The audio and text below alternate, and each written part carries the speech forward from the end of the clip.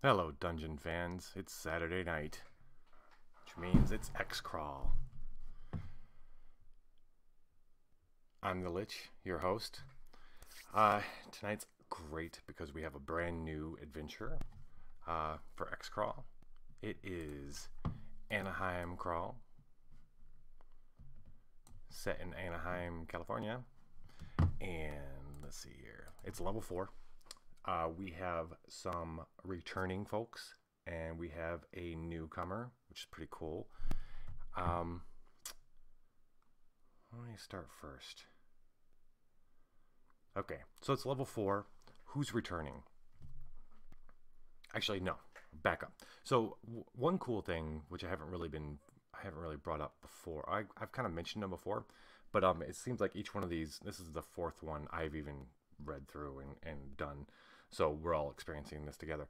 The first one, not the first one. I'm sorry. This one, they're each of them have like a cool like DJ. The other ones, some of the other ones, I didn't feel that the DJs were all that cool. They're dungeon jockeys. This one seems kind of interesting, and now I'm kind of getting a feel for how each one of these has their own like cool personality. This one's DJ Hat Trick. I'm gonna just to kind of set the tone for this dungeon crawl. I mean this X crawl. I'm gonna read the kind of opening. Most of these are a little too wordy for my taste, but this one's all right. So the video screen changes from the static image to a slow motion chase scene in noir black and white. You see a group of armed men, obviously crawlers, running in terror from an unknown enemy through a darkened forest. The music is a hardcore metal version of the old TV hit 3 is a Magic Number. The scene changes to slow motion as the panicking adventurers round a corner, and the first one around the bend is decapitated by some flying object. After slicing the warrior's head off, it buries itself in the tree. Switch to a close-up of a sleek, weaponized fedora, apparently with a razored edge, now sticking out of a tree. Apparently it's Oddjob. The point of view changes, and you see DJ Hat Trick in top hat, tails, and domino mask. He's riding in a huge upside-down derby, his own personal flying saucer, and punching the air for the exuberance of the chase. He seems to be laughing maniacally as he hurls spinning hats down at the hapless runners. Finally, the scene changes again, and now you see Hat Trick standing knee-deep in dead X-crawlers, throwing his hat into the night sky like a graduating senior. For one slow-motion moment, it hangs in front of the full moon, mimicking the logo of this year's Anaheim Crawl. The video piece fades. You're now looking down at a huge stadium crowd all cheering.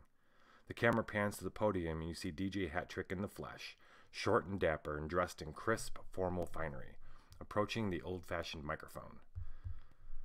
Thank you all. Yes, yes. He raises his hand for the crowd to stop their wild cheering. They begin to reluctantly trail off. Thank you all. It is my great honor to be your master of ceremonies for tonight's event. Ladies and gentlemen, hats off to the X-Crawl.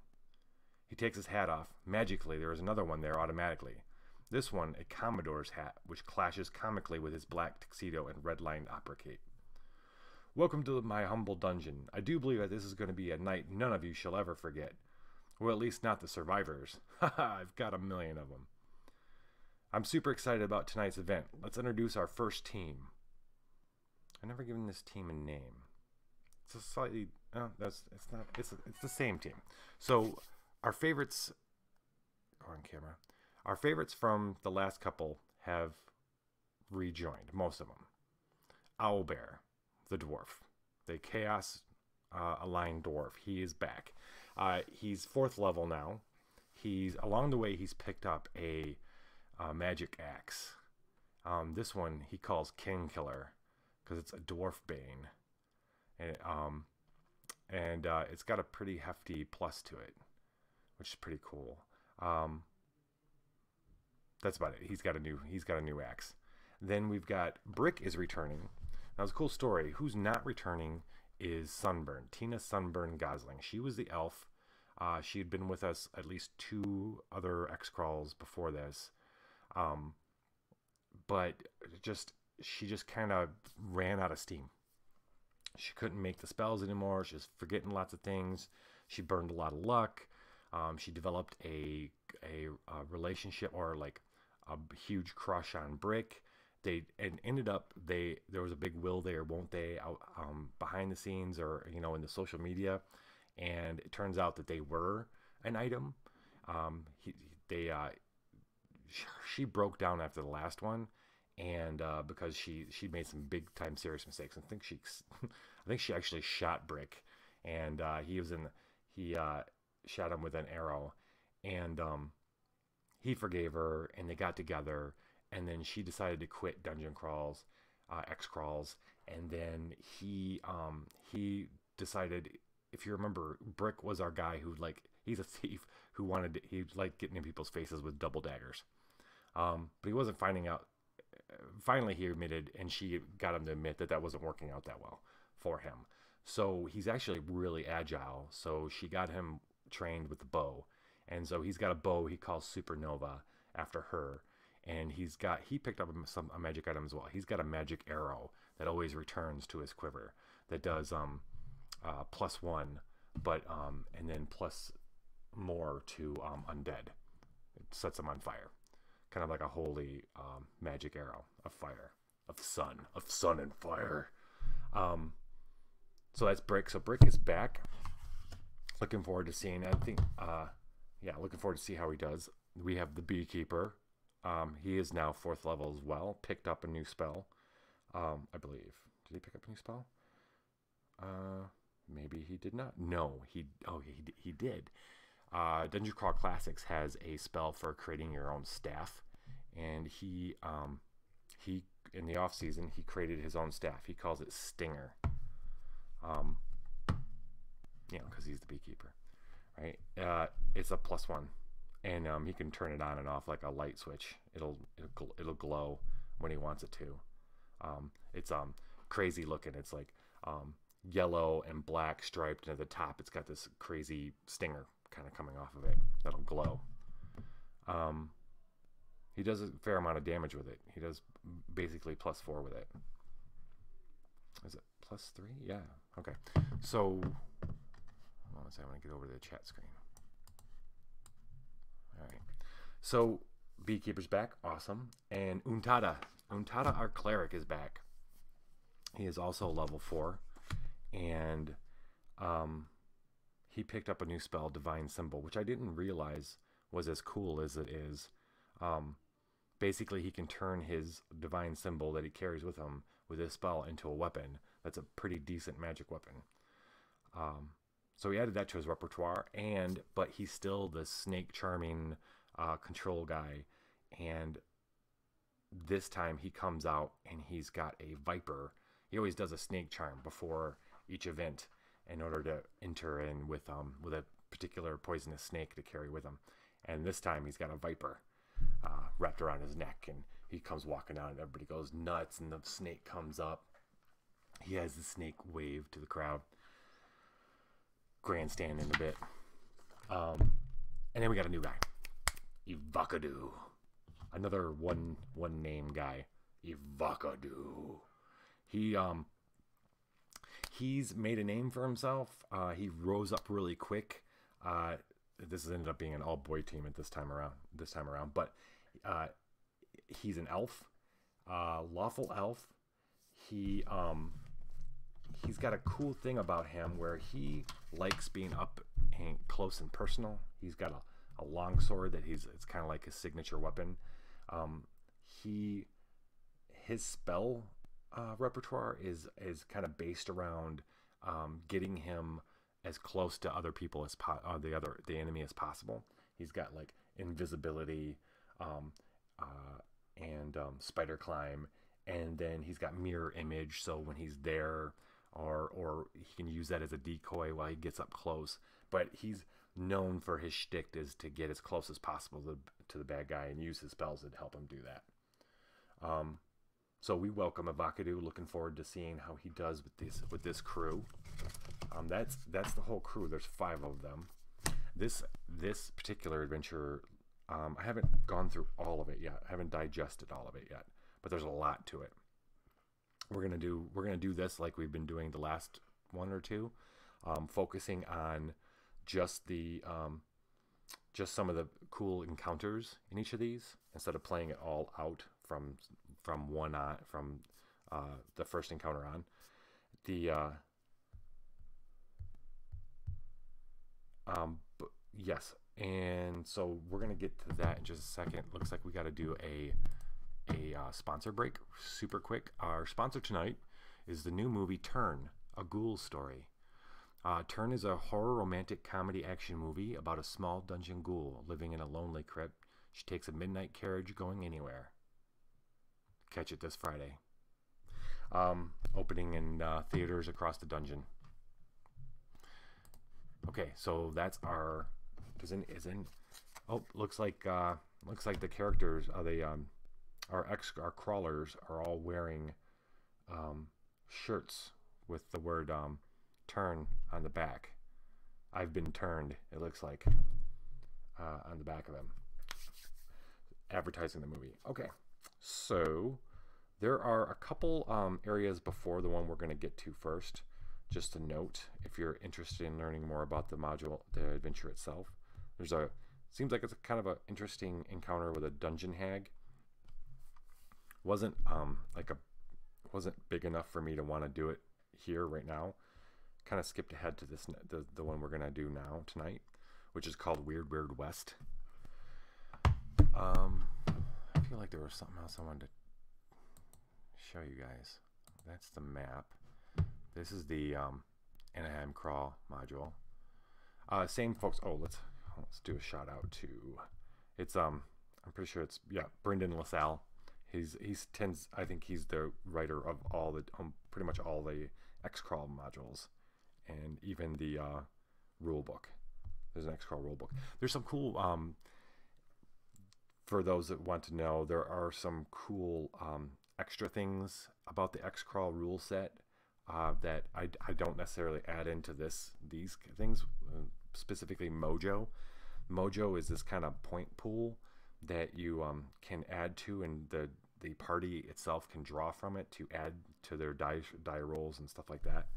And then there's grandstanding, which is when you want to do a check against the crowd, you add your charisma. They must mean personality. And this, by the way, these adventures are also, they have them for Pathfinder, and I don't think they have them for D&D, not yet at least.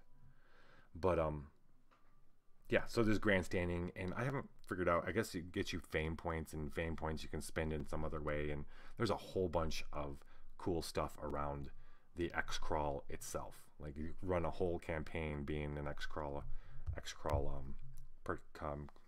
contestant. All right. The main event. Okay, so this is the Liching Hour, which means that if you want to pipe in through chat and add to what's going on, you want to shout out what you want somebody to do, you want to shout out some cheers for any of the contestants. I've been wondering, I've been fearing that I've been too easy on these guys, especially these guys. I also feel like I'm too easy on the campaign stuff that I do on Friday nights. I'm feeling like maybe somebody needs to die soon, just like pull a George R.R. Martin, like just get some tension. Last night seemed easy, and then I don't know if I've been too easy on these guys, so I'm gonna try to kill somebody tonight. I mean, not focus on trying to kill them. I'm just gonna see if I can be a little hardcore. Anyway, so shout out if you think I'm being too easy or too hard on somebody. Weird Weird West. Let's set this up.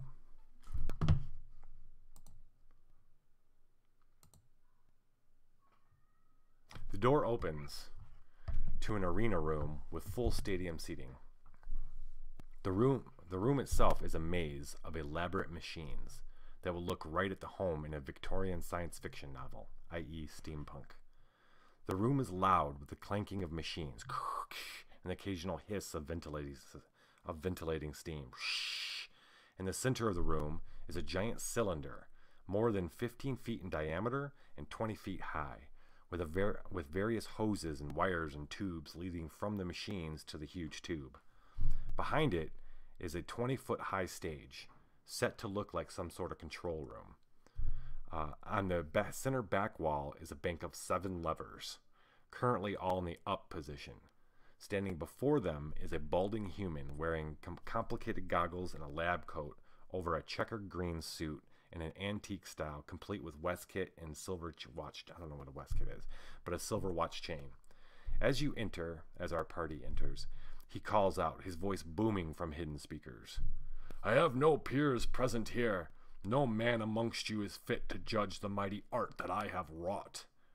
Then he pulls the first lever, cackling, and a huge mechanical right leg of some kind of armored mechanical giant falls into place in the tube.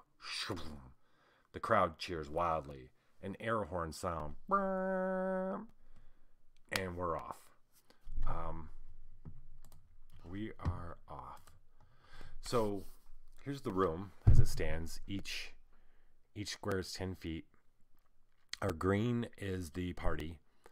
The unbeknownst to the party are there's only 5 there, but there should be 6. One's even hidden to us. There are 6 steampunk ninja rodeo clowns hiding in the machinery. The red dot is the guy, mad scientist, who's pulling the levers. Apparently, as he pulls levers, different parts of this big construct are falling down and being put together in the big oval tube thingy. So it's pretty obvious that we got to stop this guy from doing that. So, as in every encounter, we roll initiative. Let's do that.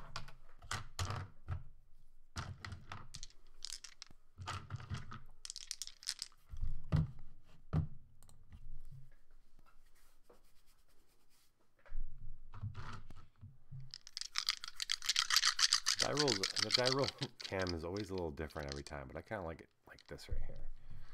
All right, so let's do this. Steampunk ninja rodeo clowns first. They roll a 4, and their initiative is +3, so they roll 7 total. Then the guy who's up on stage, he is actually an ex-crawler himself, but when he's not doing the games, they bring him in to play roles, and he is a wizard. That goes by the name of Stardust, something Stardust. He rolls a 3, +2 is 5, so they're rolling kind of low. Let's see how we're gonna roll. Okay, so Owlbear. A dwarf so chaotic that he has a dwarf bane sword, or axe. It's a hand axe. This guy's hardcore, and he rolls a 1. No pluses to initiative. All right, buddy. Brick. All right, Brick. 18 or 16. 16 +1, 17. The beekeeper. Beekeeper always rolls yellow. 9 +1 is 10. And Untada.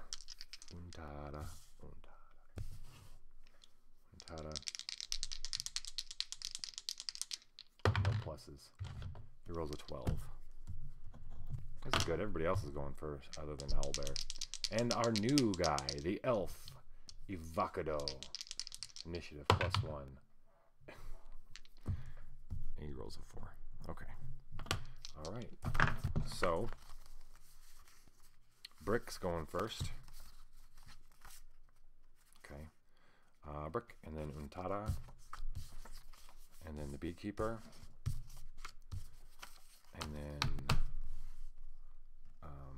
Ninjas. Where are my ninjas at? There you are. Now the ninjas are kind of actually cool. They're crazy looking rodeo clowns. I guess they're ninjas because they're sneaky, but they've got a variety of weapons, and I hope I want to play them right because they've got some cool stuff, some cool tricks. Yeah. So what I say? It was ninjas, and then it's Stardust. Wait, where did Bakadu? Yeah, then it's Stardust. Then it's Ibakadu, and Owlbear. Shiza.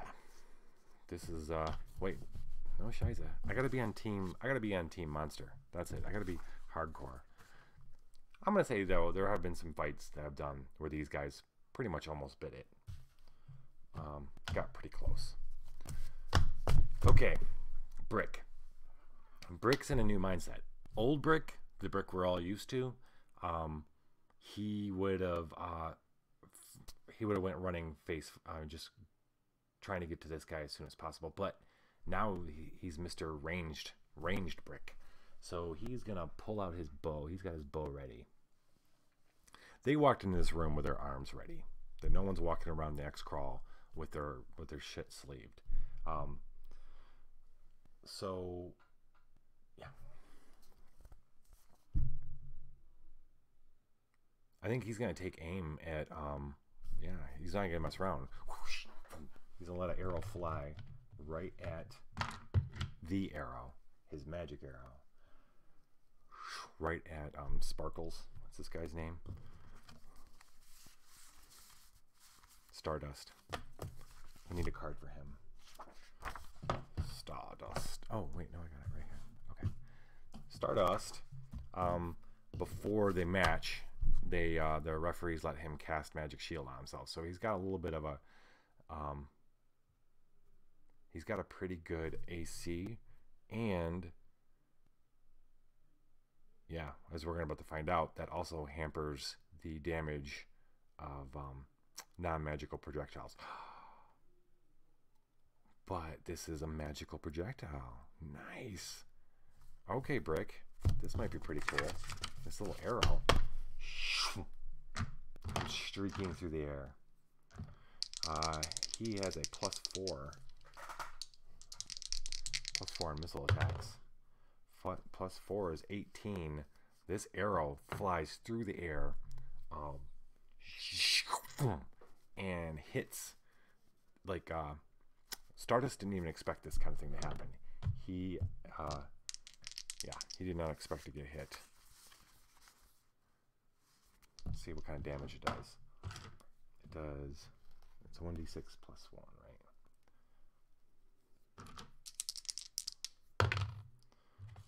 So, oh, it's not +1, it's +3 because he has +2 missile damage. So it's doing 8 points of damage. It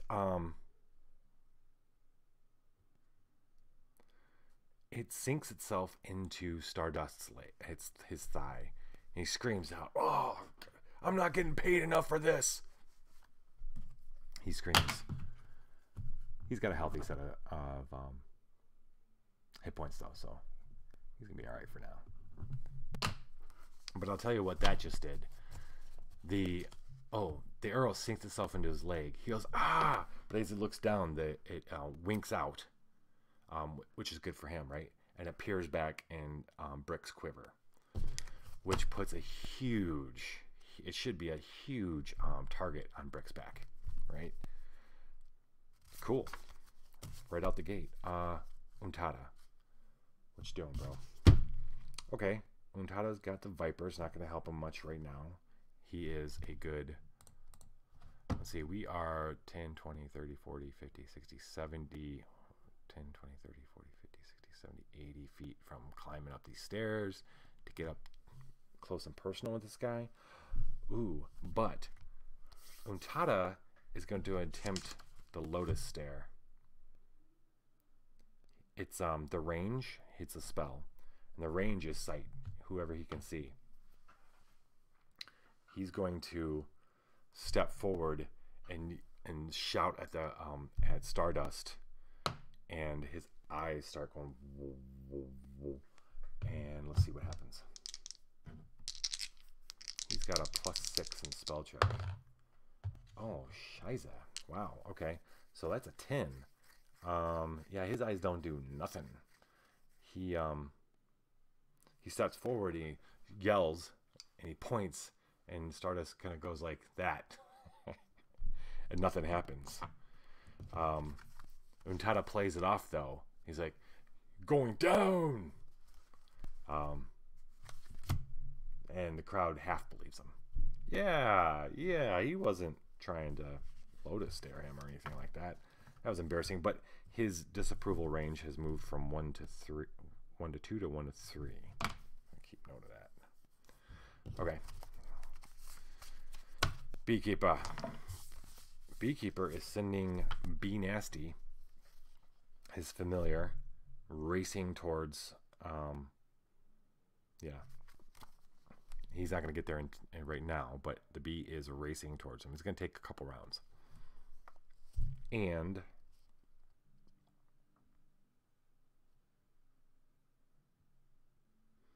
Choking Cloud, I don't think he's close enough for a Choking Cloud. It's like 100 feet away, I think. Let's see.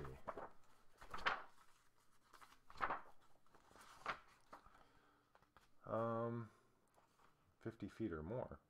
Oh, all depends on. Wait.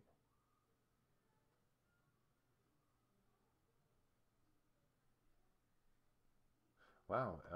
I think you can.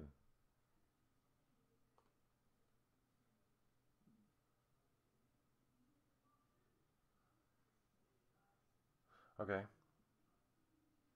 He is going to. He hasn't done this. Proxy page 114. Oh, wait. Yeah, 114, 17, 75. I'm going to see what his menu. I don't think he's. Well, he did. He cast. I think he did. There was one X crawl where we fought in the middle of a tournament. And I remember there was a bunch of goblins and somebody cast Choking Cloud, but it might not have been him. Sorry, that's not interesting to you. Spell by proxy. Oh, the wizard can choose another person or object to deliver this spell in his stead. He must first touch the proxy, then get. Oh, he doesn't need to do that. Beekeeper steps up, and he hasn't cast a spell very often, so the crowd isn't necessarily. They don't know what he's doing. They've got a good feel for. They know when he's casting force manipulation because he's kind of a badass when he does it. But he's going to cast Choking Cloud.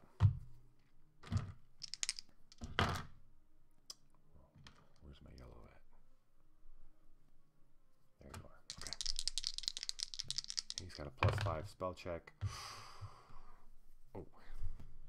That was a good 18. Look at that. Look how pretty that looks. Okay, so 18 +5 is 23. Choking Cloud. Let's see how it manifests. It's a D8. 7. Thick, oily fog. Nice. And what is it, 23? A single acidic poisonous cloud appears with a radius of 20 feet centered on a target of the caster's choosing. For 2d4 + 4 rounds, targets in the cloud suffer a -2 penalty to all rolls. Take 2 points of damage each round and must make a fort save when first exposed or be poisoned. Okay, before I do this, I want to give, to be fair, Stardust does get a chance to counter as a counter spell. If he has something that would make sense at countering this. He doesn't really. He's got, okay, his spells are Flaming Hands, Magic Missile, Magic Shield. Doesn't really protect against gas. Spider Climb, Ward Portal, Ray of Enfeeblement, Scorching Ray, Fireball, and Slow. So I don't think he doesn't necessarily have a counterspell to that. So this is not good for this dude. Okay. So let's make him, all right, right off the bat, Stardust here has to make a fort save. At what?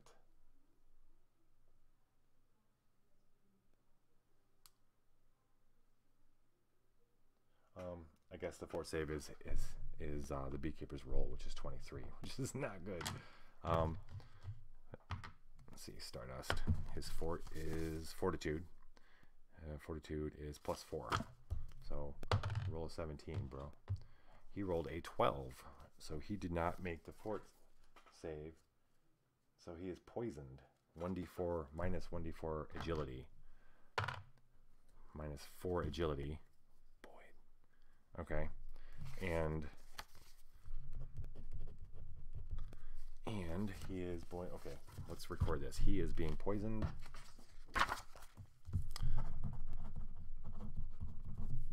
Boy, this guy's getting alright, so he took a hit with the bow. He is gonna be a -2 penalty to all rolls for 5 plus 4, 9 rounds. 9 rounds. -2 to everything. And then he's taking 2 points of damage every round.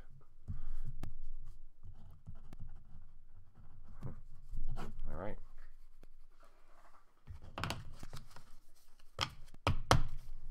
Cool. Go beekeeper. That's the. Okay, I'm gonna shut up right now. I'm not gonna jinx this. Okay. That was the beekeeper. This oily black. He gets up. He speaks. He goes like this. He kind of he's got a special one for his choking cloud. He does this kind of backhand kind of, and this oily black cloud erupts around Stardust, and you hear him in the middle going, "Oh, for fuck's sake!" Crowd goes crazy. Yeah. And Stardust. It is ninja time. Okay, so these guys, their whole goal or their whole job is to keep the characters busy while Sparkles throws all the levers. So far they're not doing that good a job. There's 6 of them. Let's evaluate what's going on. Let's go over here. Let's evaluate what's going on. We got a guy with a magic arrow, and we got a wizard who just brought up a. They can't do anything about. They can do something about the beekeeper for sure, but they need to do something about Brick. That magic arrow is not good. Let's see. 1, 2. These guys move 30 feet. 2, 3. So they're within range to do just about anything. Well, not just about anything. Okay. Their attacks are, they've got nunchucks. That's obviously melee, and they got to get up a lot closer. They have this cool lasso. The lasso up to 10 feet. 1, 2, 3. No. 1, 2. Okay. So I'm looking at 1, 2, 3. If they made 30 feet, there are 1, 2, 3. 1, 2, 3. 1, 2, 3. There are at least 4 of them, 4 or 5 of them that can reach the party and do a whip attack. So the lasso, not a whip, I'm sorry, a lasso. And then they have steam powered dart guns for ranged. And they all got health potions, which is a kind of a new thing. Steampunk Ninja Rodeo Clowns. Let's burst into action. Okay, so the party still at the door, pretty much kind of gathered at the door. Haven't started moving. Everybody's just been kind of walking up a little bit and doing their thing, but not really rushing forward. Bunched up, staying together. Suddenly, from around the corner to their left, maybe they don't even see it until it's too late when this lasso comes and to lasso around Brick. It is a +5. They are +5. 5? Yes, +5. Brick's armor class. Oh, it ignores armor. So it's a 10. 8 + 5 is 13. So lasso. Everyone's looking at this sparkles when a lasso comes out of nowhere whoosh, around Brick. Let's see, he's like this, right? So it comes around and it's got him. It's got his bow entangled. He's entangled. And I think suddenly another lasso from a guy steps out in front of everybody, in front of direct line of sight of the machine. Of the control room. I'm talking about this guy like right above the 5 and the 1-5. He's gonna step around, and he whips a lasso out around Brick as well. We're gonna double up on our lassos on Brick, and whoosh, all around him. So Brick is double lassoed. Meanwhile, another one comes running around the corner, and let's see. All right, we want to be devious with these guys. They're not going to get up in our party's face, because our party's pretty powerful.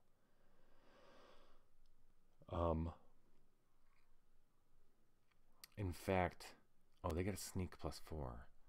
They're ninjas. Okay.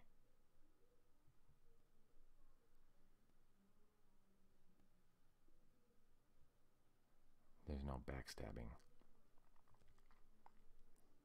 Okay, so a couple of them are going to be sneaking closer to the party. And the party doesn't know. So okay, so two have lassoed Brick. Okay. That leaves us 4. 2 are going to move in closer to attempt to flank the party, with the idea that they're going to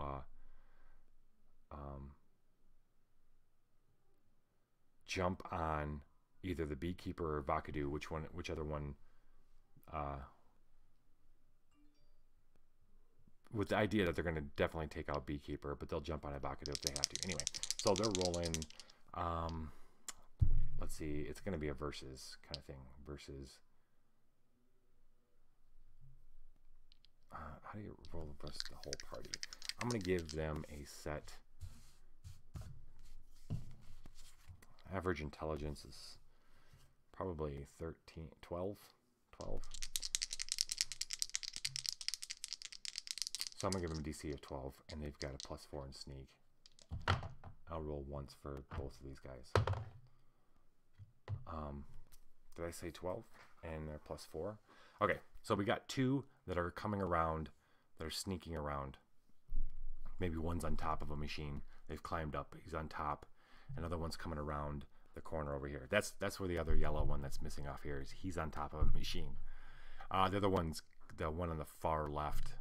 He's coming around the corner. He's coming around the mountain. All right, and then we have 2 left. The 2 other ones are gonna pop around the front and both shoot their dart guns at the beekeeper.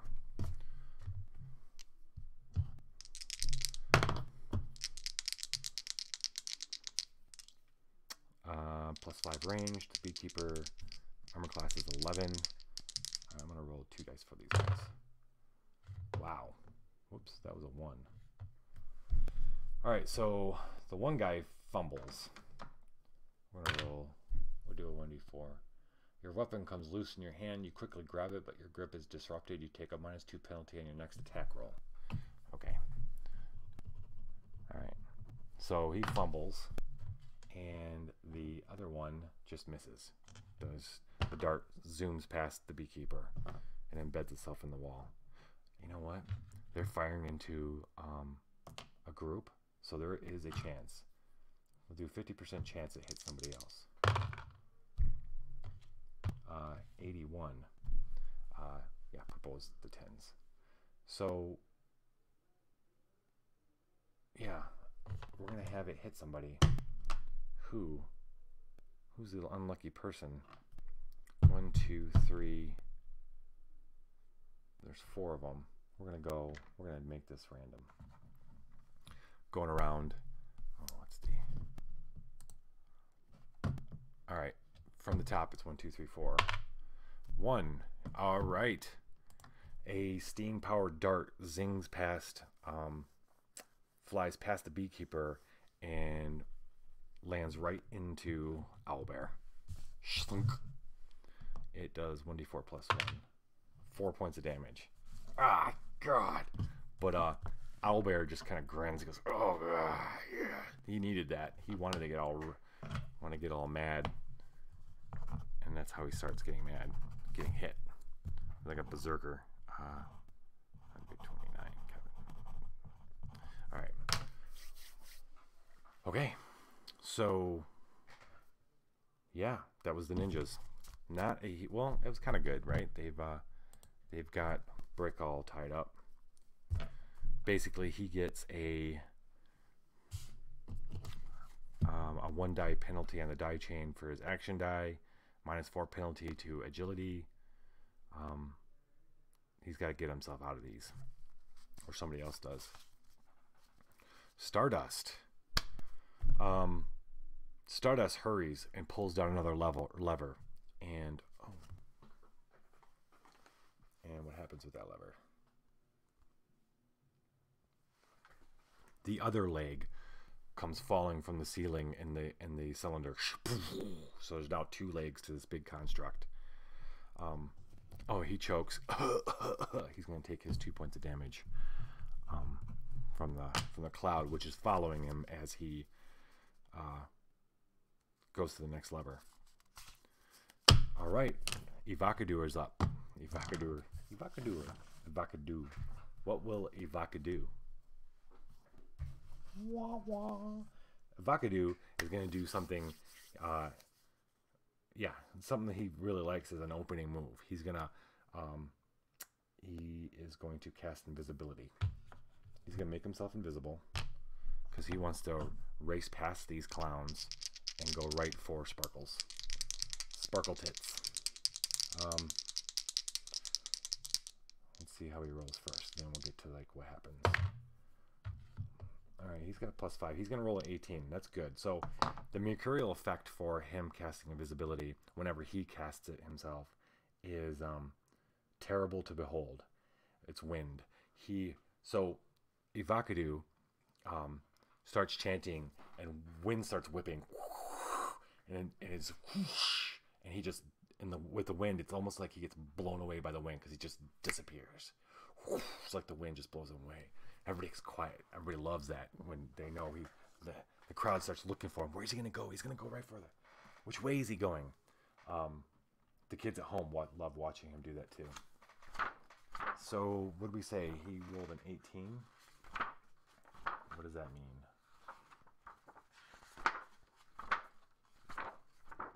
Is invisibility a 2nd level spell?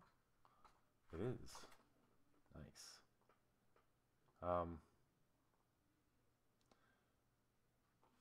The caster turns invisible or remains invisible for up to 1 turn.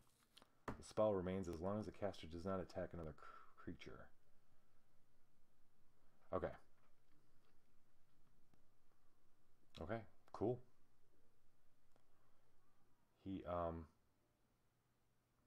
Yeah, it looks like he's going to be able to get all the way to the dude. Sparkles.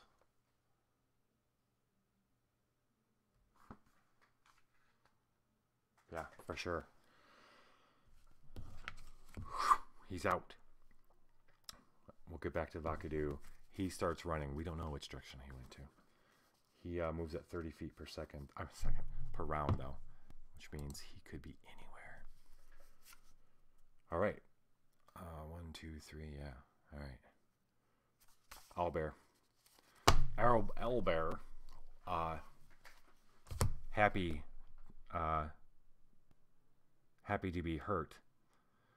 He's just gonna calmly walk up and take his hand axe and chop through the lassos of that are holding Brick. The lassos themselves have an AC of 10. He's gonna attack one of them. Actually no. He's gonna do a mighty deed and see if he can't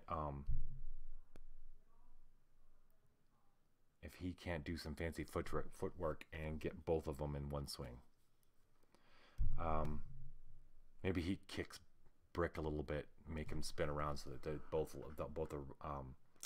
ropes line up so he can cut through them both. Wait, his action die is, I mean his it's 1d6 now? No, wait, is it Mighty Deed? Yeah, it is 1d6 now. Wow, level 4, he's a 1d6 with his Mighty Deeds. So, damn. Well, hold on. Oh, no. Well, it's +5. He has +5 with his axe. So 5 and 5 is 10. The AC is 10 on the lasso, and he rolled a 4 on his Mighty Deed die. That's 14. He is going to chop both these ropes, and he definitely does enough damage because they're not very strong. So Owlbear just kind of almost like he's kind of pissed off that he has to do this. He maybe kicks Brick a little bit in the ass, and Brick kind of spins around, and he chops both of them. And Brick goes, "Thanks," and Owlbear grunts and starts walking straight up the aisle, straight up. Yeah, he's gonna walk straight up to. He's gonna walk towards that one that stepped out, and he's over the other lasso, right? Yeah. He's going to the one with the lasso in front.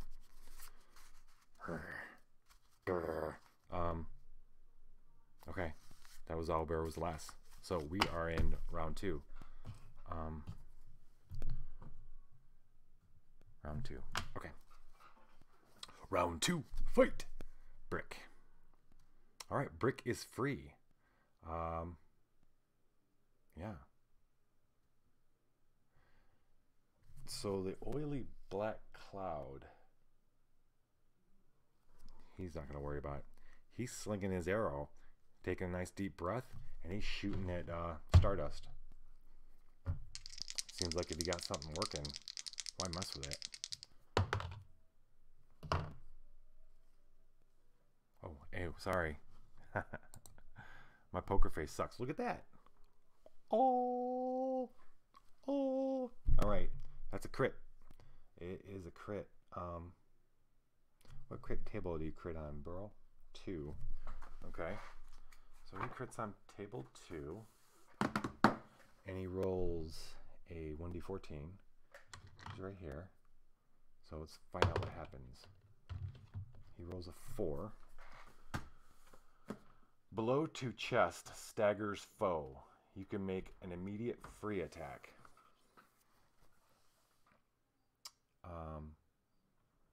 Okay. Yeah. All right. So let's finish this up. He's gonna do damage. 1d6 plus 3. 9 points of damage in the chest. Wow.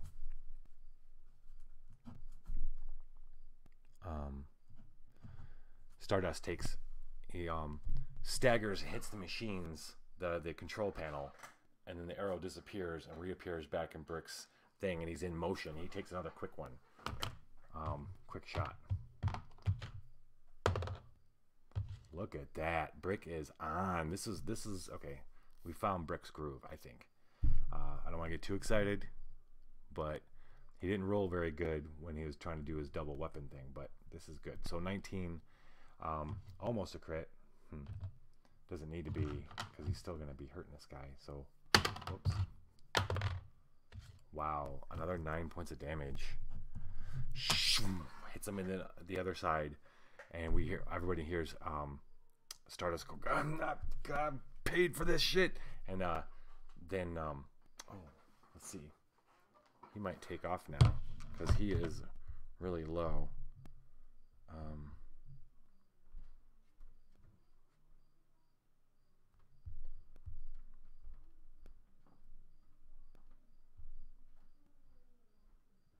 Let's see if he runs away. Like, yeah, I suppose.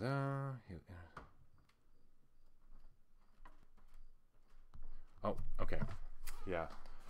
We suddenly hear out of the chalk and cloud. He's like, "Get me out of here before I die! I give up! I give up!" And he falls to his knees. And that doesn't mean the room's not over with. I hope we didn't just end this room.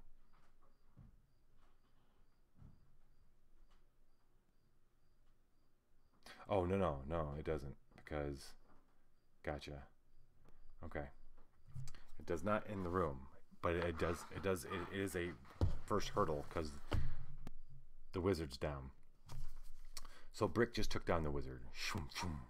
And that's all with this, like, magical glowing arrow flying through the air, hitting this guy, and his choking cloud of oily black smoke. Untada, feeling bad for Sparkles, fighting back the urge to go heal him. He's going to deal with the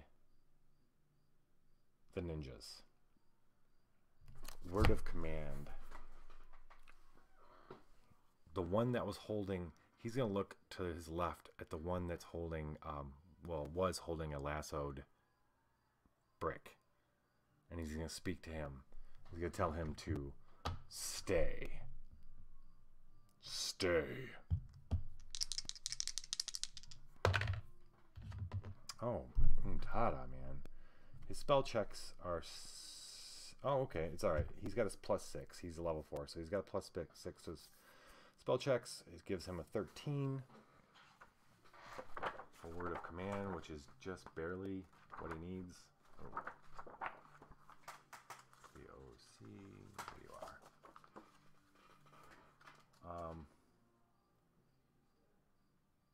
The cleric can speak a word at a target within 30 feet.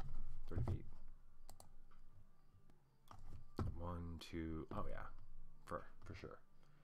Yeah, because he had to be within 10 feet with the lasso, so we're good. Okay, he gets to save. He's going to obey the command for 1 round. He gets a save. He's got to beat a 13. Will save. 13. Ninjas. Will's +1. Ooh, he did not fail. He just kind of nods. Untada says, stay. He nods. Alright, so 1 round, that guy's out. For the time being. Beekeeper. Beekeeper. So, the party's not dumb. This is not their first rodeo.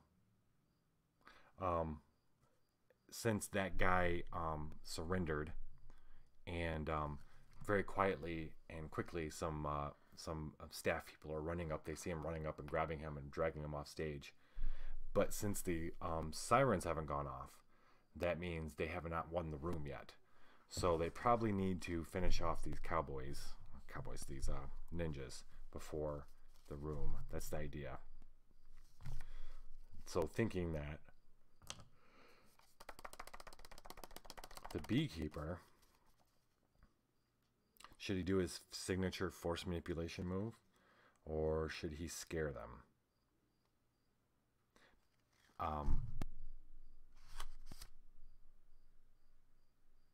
Let's do scare, since he doesn't do it very often.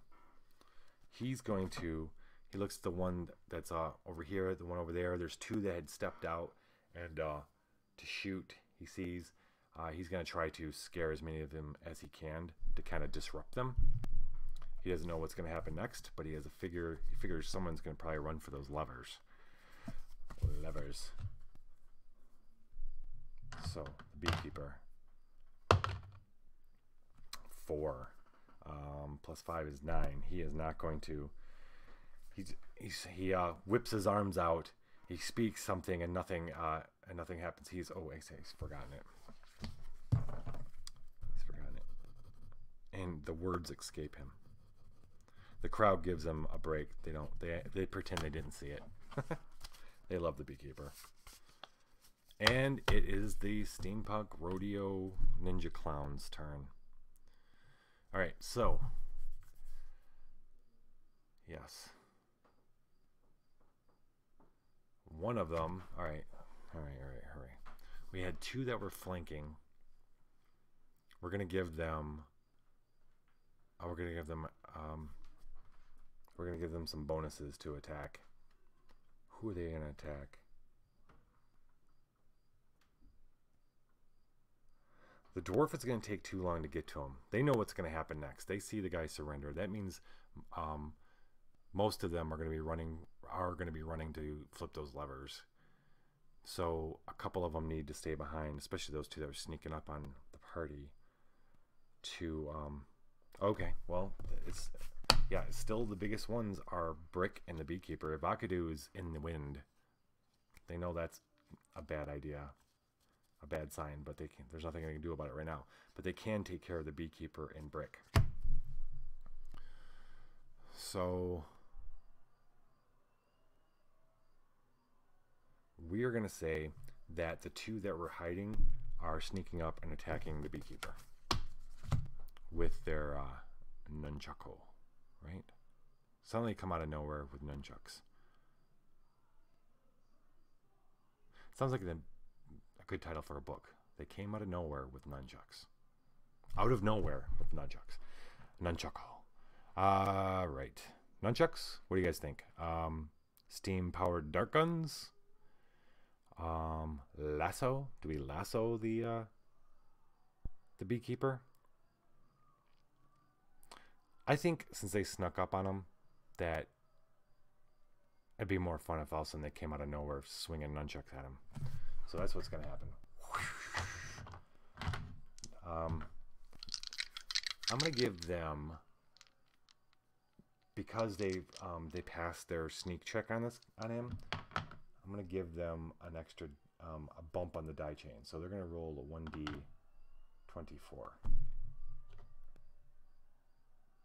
And that's this right here. 1d24. There's two of them. Beekeepers, armor class is 11. You gotta watch this thing roll. It's crazy. Oh, well, one's an 8. And they got a +3 is 11. Oh, okay. Well, one hit. And the other one rolled a 6, which is 9. So, as if coming out of nowhere, these two ninja clowns appear and are swinging nunchucks at the Beekeeper. He's a lot faster than people realize, and he sidesteps one, but the other one clocks him on the back of the head or somewhere. We'll see how bad it is in just a second. Let's roll that. They do 1d5 points of damage. Which I think is this one. So I'm still getting used to the weird dice. It's a really weird looking one. So I think this is a D4. I don't know why. It's got to be weirder than a usual D4. But here we go. This is D5. I think. Yep. Check this bad boy out. Boom. 1. All right. So it doesn't beat him in the head. He sidesteps one, and another one, it kind of just glances off his arm. Enough to do a point of damage, but not to really hurt him. Beekeeper. Okay, that was the two that were sneaking up. The two that lassoed Brick are running. They're gone. They're taking. Oh no. One of them is not doing a darn thing because Untada told him to stay. The other one that Owlbear's marching towards turns and runs. That means he was here, right on the other side of the. Okay, 1, 2, 3. All right, he's running for the stairs to go up. It's gonna take him 1, 2, 3, 1, 2, 3, 1, 2, 3. At least 3 rounds before he can get to the ladder. So he's gone. 2, 2, and we got 2 others. They're gonna do the same thing. Everybody except the two with the nunchucks are running for the levers. 1, 2, 3, 1, 2, 3, 1, 2, 3. And they're going to take anywhere from 3 to 4 rounds to get there. 3 to 4 rounds. We're going to say 2 are going to get there in 3 rounds, and 2 are going to get there in 4 rounds. Okay. So that's this is round 1. So 2, 3. Okay. All right, ninjas on the run. Clowns on the run. Clowns on the run. All right. Stardust. Sorry, bro. You did not last long. Ivakadu. Where is Ivakadu? What's he doing? He's in the wind. Owlbear. Everybody's always running from Owlbear. And he's a dwarf, and he moves at 20 feet per thing, but he just kind of just keep moving. He's slowly. He's going to be, let's see. He's going to take 1, 2, 3, 4, 5, 6, 6 or 7 rounds to get up there. Is there, like, here's a good question. Is there a way for him to move faster? Can he run? Is that a thing? Let's look.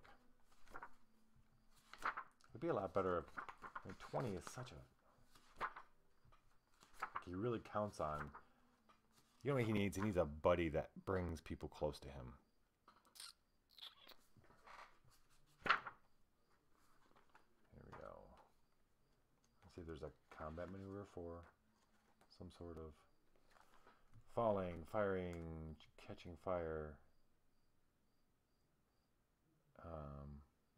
No, there's nothing for running, I don't think. Yeah, that's a really good point. All right, so at some point I'm going to look through here. I'm not an absolute expert at Dungeon Crawl Classics. Actually, a large reason why I'm doing this is to become a lot more proficient in it. Anyway, so I got to look up if he can run.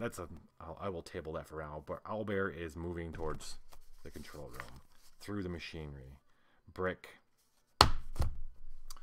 Okay. We've got a lot of these ninjas running. So they're all behind the machinery too. He's not going to be able to hit these. Does he turn around? No, he's like, shit. He starts running. He's going to run up to get closer to the cylinder and the stage to see ninjas, to be able to take shots at him. So he's on the move. He's not really paying attention to what's going on behind him. Untada, however, is. Untada is nearby when the ninjas come out of nowhere attacking Beekeeper. He turns, he sees them.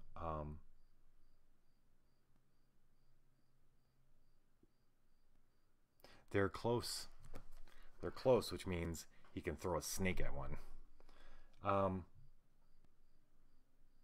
Yeah. He's going to throw his snake at one of them.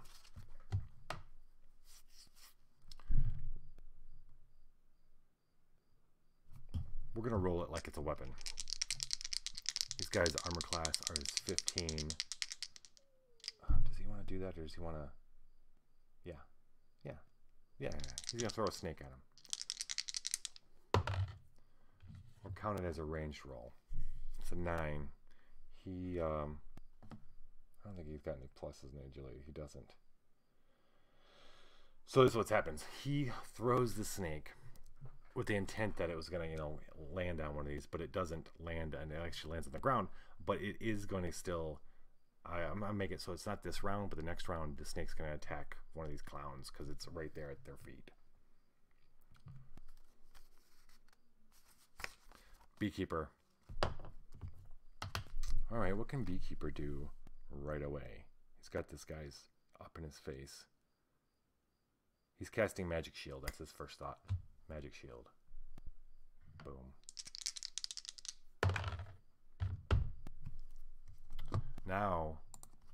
Now we're getting back to my usual rolling. So that's cool. Yeah, and I'm pretty sure that the Beekeeper has forgotten Magic Shield every game. The first time he cast it, he's forgotten it every time. So there goes that. That's out too. Scare would have been helpful right now. We got, now it's the rodeo clowns again. Okay, so this is gonna be a round. One more round and these clowns have gotten, okay, that means one, two, three. There are two that are on the stage now. On the higher, they've climbed the stairs and on the stage. And there are, that's what they're doing right now. And there are two that are on the stairs. Yeah. And then two that are attacking the Beekeeper.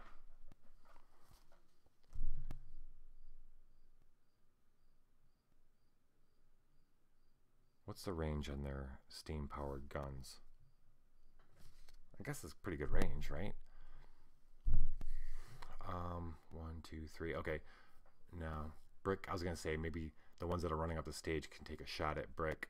But, okay, we do got to check out what the range is. Because the two that are on stage with the levers could take a shot at him. If the range of the sweet dark guns... No, their dark guns are 30-foot range, so they're not going to be able to hit them. Not yet. Okay. So 2 are on stage, 2 are on the stairs, and 2 are attacking the Beekeeper with nunchucks.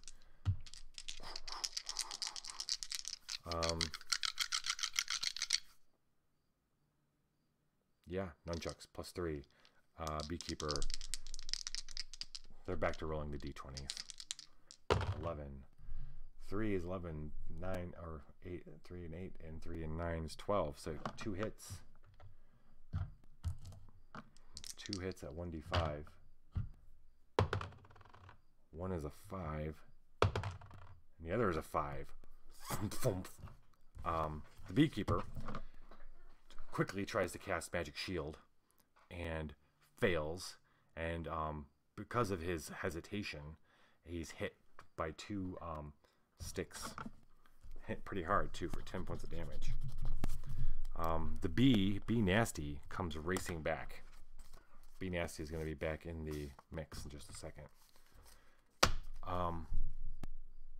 Okay, where is Ivakadu? It's been 2 rounds since he went invisible. It's been, okay, no. Yeah, it's been 2 rounds since he did. So he went invisible and started running. 1, 2, 3. One more round, he's invisible. 1, 2, 3. Another round, he's invisible. 1, 2, 3. These ninja clowns. 1, 2. Well, 1, 2, 3. 1, 2, 3. 1, 2, 3. Okay, he's on stage.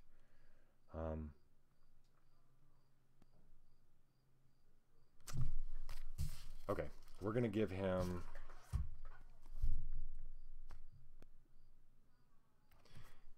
Where is he? We don't know. He's still out. Owlbear, growling, moving slowly towards. You know what? Owlbear hears the thump thump and turns around and sees the 2 ninjas attacking the Beekeeper, and that's way closer than where he was going. So he charges back. It's still going to take another turn to get to help him though. Brick runs up. He is now within range. Well, not. He was always in range. He now sees the guys on the stage, and he takes aim and fires at one of them.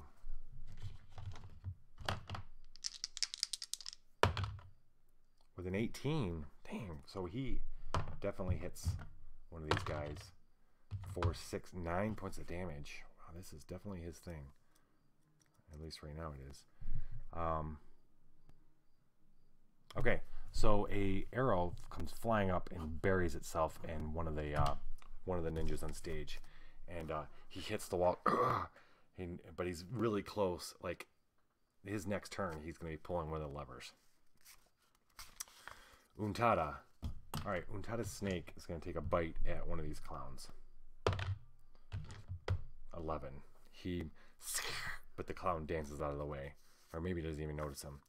Untada himself is going to cast Word of Command on one of them. He rolls a 17 this time around. 17 plus 5, right? Plus 6. 23.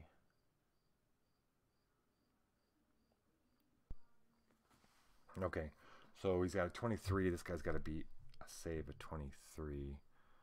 And their will, did I say their will is 1? Plus, I mean, not 1, but plus 1. Yeah. So he's not even going to be able to save.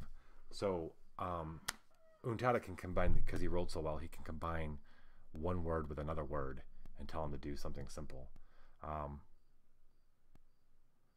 He says, "Go, corner!" And the clown goes running off to a corner. He's pretty much out. He failed his roll. He's going to be out for 1d6 turns. So he's out. One of them's out. One of the ones that was attacking Beekeeper. Nice. Beekeeper, visibly happy that Untada took care of that one. Oh, Be Nasty comes streaking in to attack the remaining. Oh, and he misses. He rolled a 3. Be Nasty, which is the Beekeeper's bee familiar, giant bee familiar. He misses. The other rodeo clown, because these things are fast. They're ninjas, even though they got face paint on.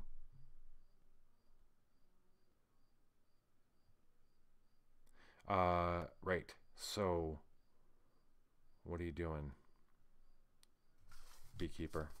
The bee comes in. He misses. You have a staff. You have a fancy stinger staff. You're going to take a swing at this guy with your staff.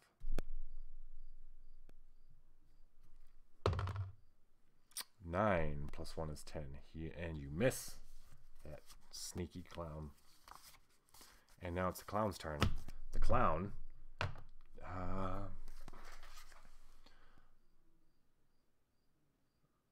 is going to take off. Yeah, the clown's taking off, which gives the Beekeeper an opportunity attack. The Beekeeper's going to swing his staff again, but he misses as the clown goes running off. Owlbear goes and turns around and starts heading back. So that clown runs. One clown's out. There are two that are on the stage that are going to be able to pull the levers. One's hurt badly, but the other one isn't. Both of them reach up and pull levers, and hips and a chest come crashing down inside the big cylinder. So that is 1, 2, 3, 4 levers are pulled. There's 3 left. Yep. And everybody sees 2 more ninjas are on stage.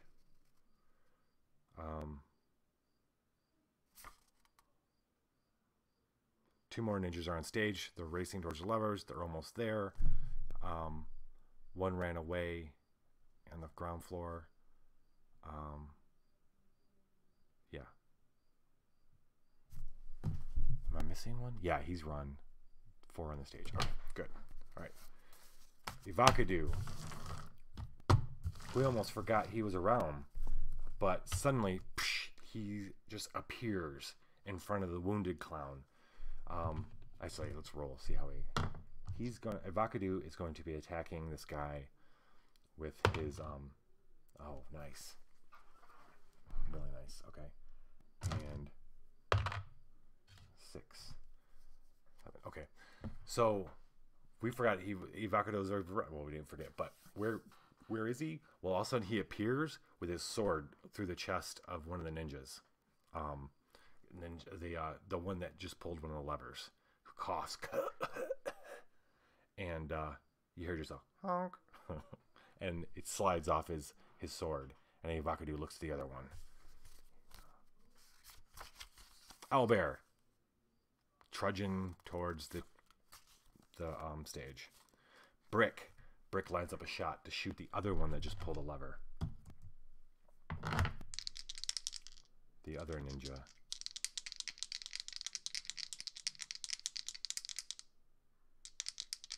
What was I rolling? I was rolling a black one. Yeah. Brick's kind of a... Okay, so this time he misses. Does he miss? He's got +4. Yeah, he misses. Hits the wall and then disappears, which freaks the clowns out, right? They got this magic glowing arrow that keeps firing at them and then disappearing. Untada. Untada's... Nope, no snake. What can Untada do now? He needs to stop these... We need to stop the clowns from pulling levers. Is there anything he can do? Okay, so Enchada is going to cast Paralysis on his sling. Well, his sling stones. This is one of his signature moves. Ooh, and he does it too. 19 plus 5 is 25. That's good. 25 means...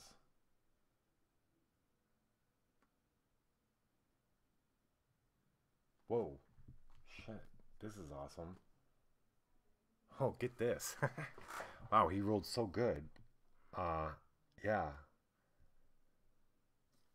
So, the cleric designates up to 3 targets within 100 feet and paralyzes all of them.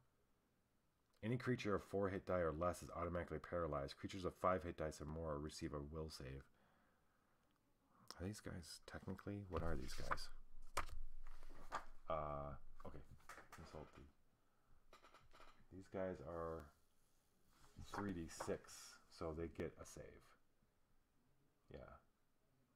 They're 6 hit die. No, wait. No, they're 3 hit die. They're not. Holy crap. 2d6 plus caster level rounds. 2d6. 3 plus 4, 7 rounds. So...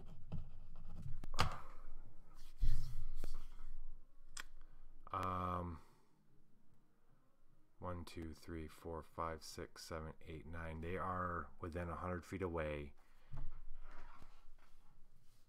Unkata looks towards the stage, and you got one that's just pulled a lever, and you got 2 on the stage running towards the other levers, and he says, "Stop!"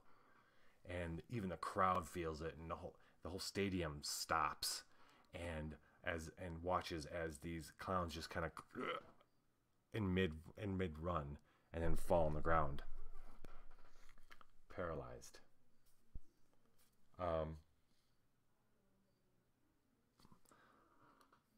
They completely stop those guys from those guys are down.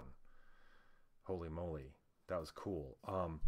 So what I thought was going to happen, what if he rolls good enough, he could put paralysis on like a sling stone, and then he can shoot it at somebody. But I'm not used to rolling. I mean, we're level 4 now. Spell checks are +6. We're getting into the opportunity to roll really high. Like 23 is pretty high.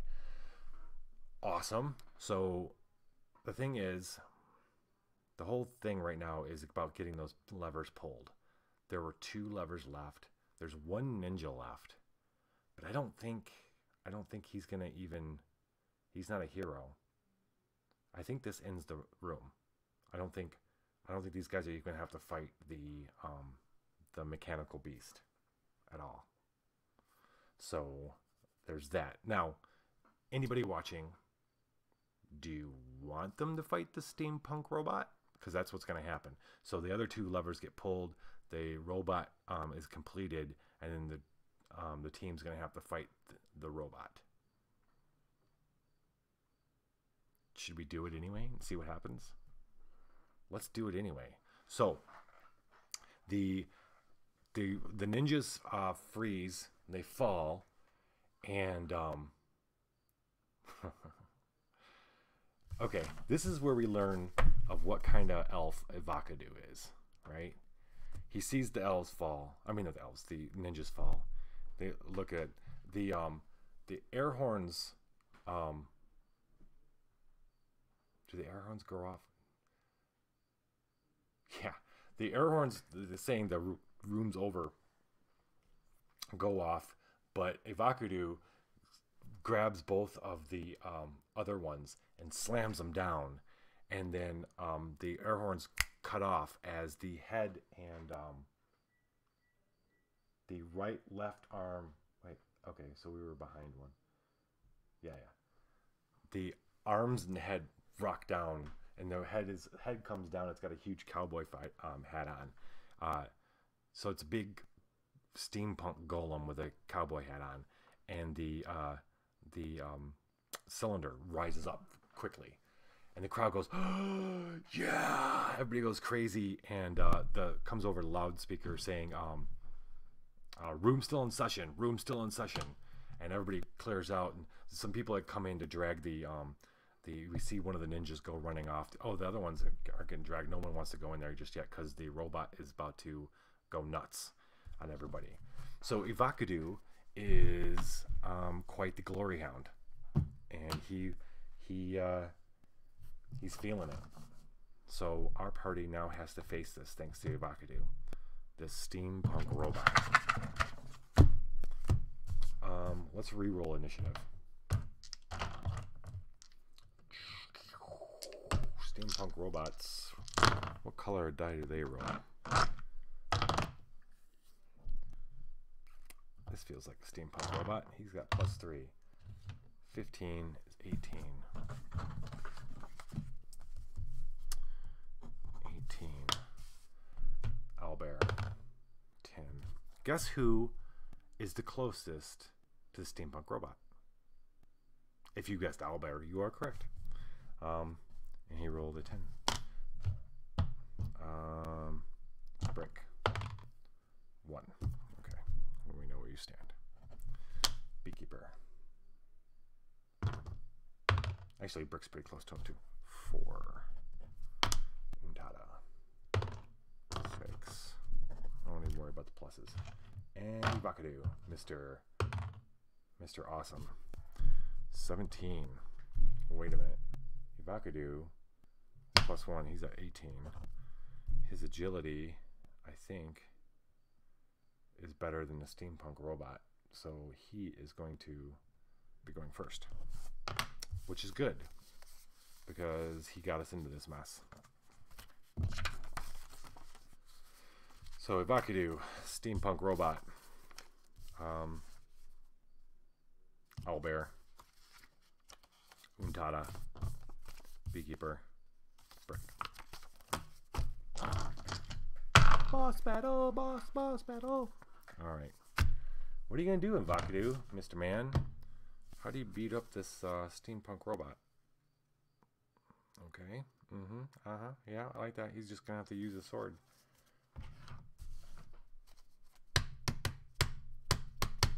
So he's got this chill touch spell. I don't know if it actually means it's cold.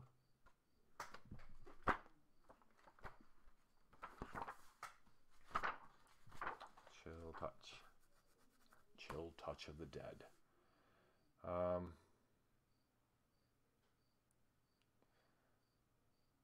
Necromantic spell delivers the chill touch of the dead. Is it cold? No, it's negative energy. It's not cold. Okay. Because this thing takes extra damage from cold. It's immune to first level spells. These guys don't necessarily know that. But that's okay. That's not what Ivakadu is about anyway. I think what Ivakadu would do because he's Mr. Cool Guy. He is directly above. Well, this steampunk giant is pretty big, so it's probably head level with, or chest level with the platform that's 20 feet up where the levers are. So I think Vakadu is going to go running and jump onto this thing. I mean, why not? It's only 10 and 15 feet, and that's what he'd do. So Vakadu run, leaps with his longsword to shove it down inside some piece of this robot.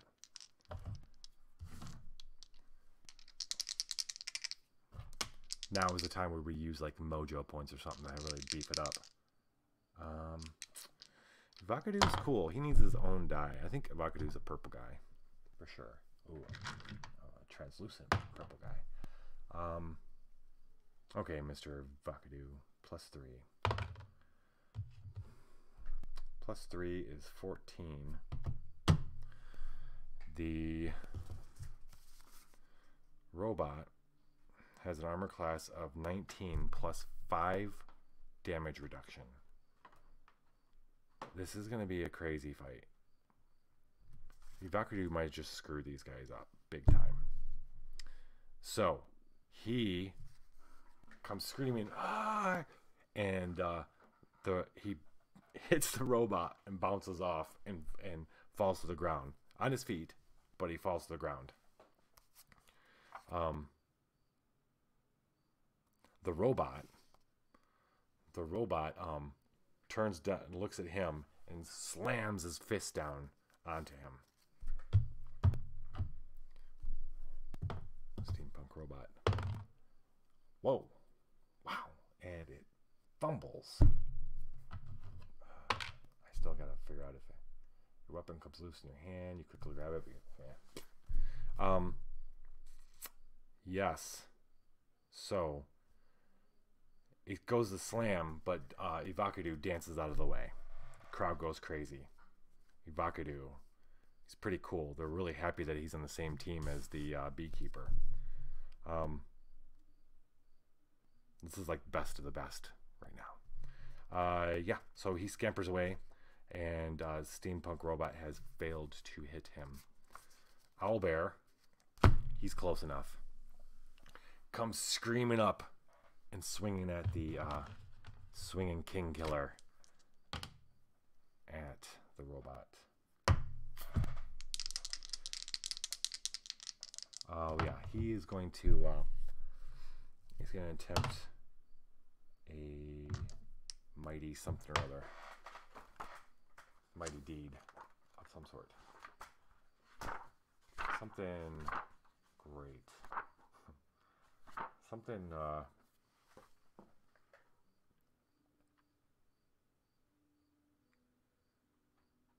He's going to try to take out one of his legs. I mean, that's the best thing I can think of right now. Unless anybody else can think of something. But his mighty deed is going to slam into this thing's leg. And see if he can't slow it down. Red. And then we need a red 1d6. Yeah, there you go. Matching. Okay, kind of matching. So. Alright, well, you gotta hit. Oh no, well, wait a minute. He can. So. Well, we add that to the rolls. That's 17 plus 5 is 22. So he definitely hits with King Killer. And he. I don't think this guy's gonna be totally taken out.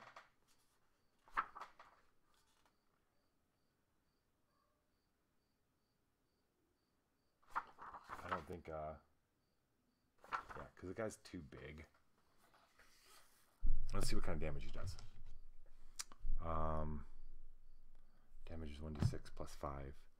Well, no plus. We'll just take the plus 5 off because this guy, yeah. So 5 damage. Owlbear screaming hits this thing so hard everybody can hear it. It's like, boom! And oh, it's the die too, so he's doing 9 points of damage.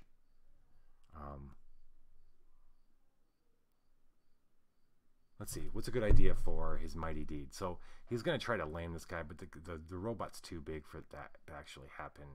He only rolled a 4. So, which isn't too bad. Let's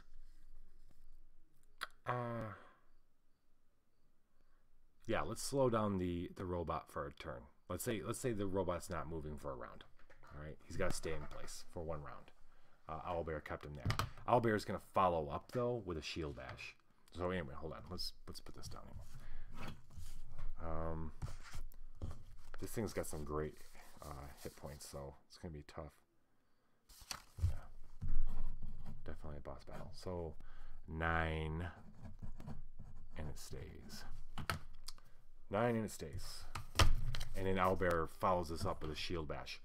He hits it. Yeah, wham. And that is going to be a 1d16, I believe. 1d16, yeah. Which probably isn't not. Oh. 1d16 plus. Wait. No, that's plus 5 with Dwarf Bane. It's not plus 5. Oh, it is with the d6 though. 18. 18.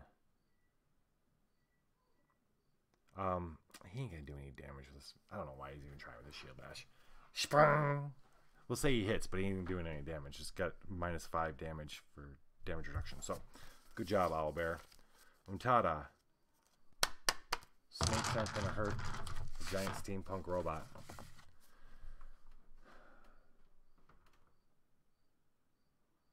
Alright, so Untada grabs his the symbol of his god Amantur, which is like it's like a book with a snake coming out of it. He grabs it, he speaks a word of prayer, and let's see what cool thing's gonna 16, 275.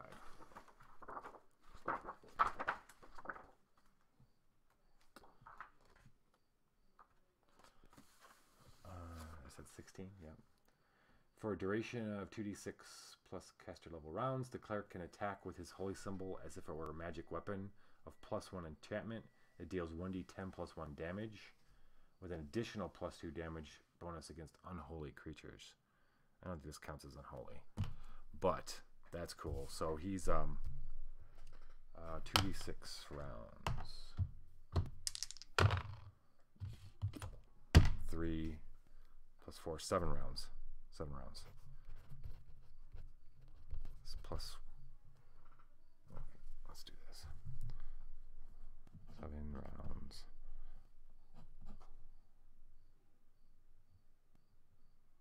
+1, and it is 1d10 plus 1.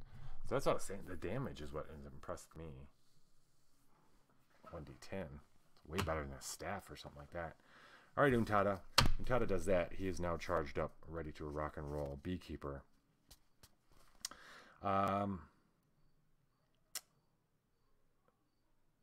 Okay, the Beekeeper is going to cast Force Manipulation at the guy. Wow. 7. Oh, 7 plus 5 is 12. Okay. Beekeeper puts it down. It's a signature move. Everybody knows him. Does it. Pulls down this blue orb and shoves it, and it screams out and bounces off the robot. Everybody goes, oh! The crowd goes, oh! And it goes bouncing off and hits some guy in the in the nosebleeds. Beekeeper realizes that this thing must be immune to certain types of spells. Level 1 spells. That doesn't stop him from sending the bee out. Bee Nasty is on its way to be nasty to this robot. Brick. All right, Brick.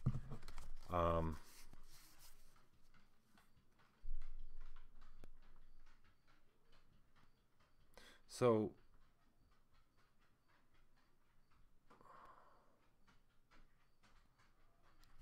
Nothing says this guy isn't immune to. He's not immune to arrows or anything like that. So let's give it a shot.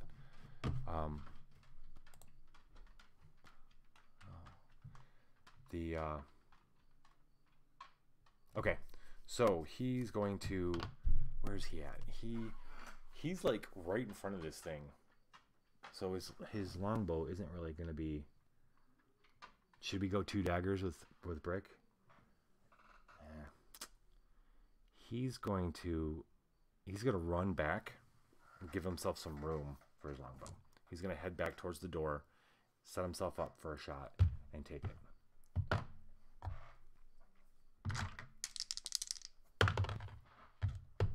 And the arrow bounces off. Well, it glances off. He didn't do a good shot. He's going to have to hit some tubing or some kind of joint or something.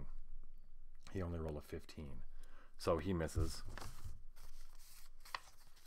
Ivakadu. Let's see, what's he got going on spell-wise? Spider climb. Enlarge. Ooh. Yeah, he likes to do that. He's gonna cast enlarge on himself. Sounds like something. That sounds so Ivakadu. I want to roll for. Oh, he's a purple dude. That's right. Translucent purple. Let's give that a shot again. He crit. He crit with enlarge. And then he has +5, so he's 25. Wow, what's going to happen here? This is cool.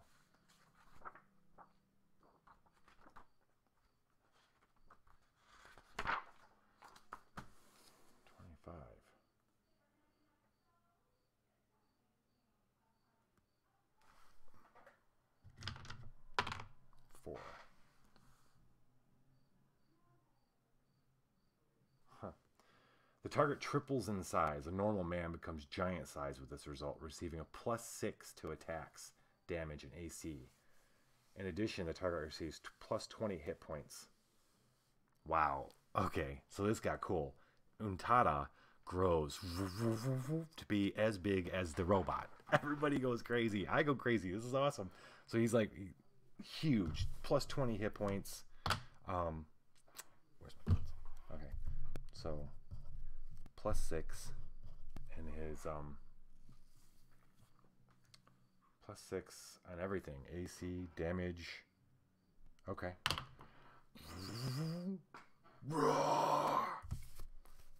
Yeah. So he's ready to rock. Steampunk robot takes a swing at him. Is he close enough? He's not moving. Okay, so Ivakadu had moved back, had danced away, cast a spell. He grows up. Steampunk robot can't move because Owlbear. He's gonna take a shot at Owlbear. He's gonna slam down on Owlbear. That's what he's gonna do. And +5 is 8. He slams down, and Owlbear ducks and rolls out of his way. Boom! Owlbear ducks and rolls, jumps back up, and swings at the robot's fist as hard as he can with his nasty axe, his kin killer. But he misses, or glances off. Untada, let's see. Untada can move 30 feet too. He's in the back. Nope, he's gonna take another round to get there. All right, so he's running to the melee. Beekeeper doesn't have. Ooh, Beekeeper has got an idea. Thinks it'd be pretty cool. Can he cast through his bee?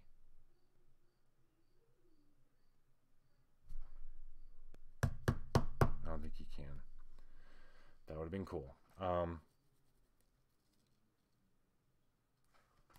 kind of familiar does he have? Some of the familiars allow you to cast through them.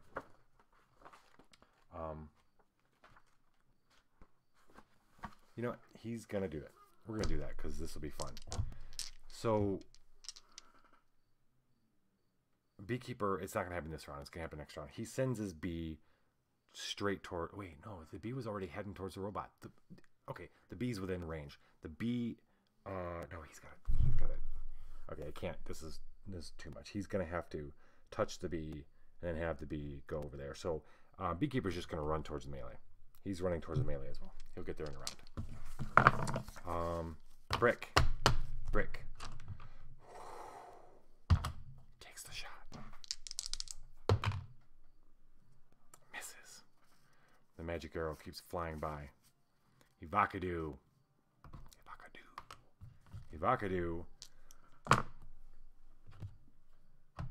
comes in to the robot with his giant longsword.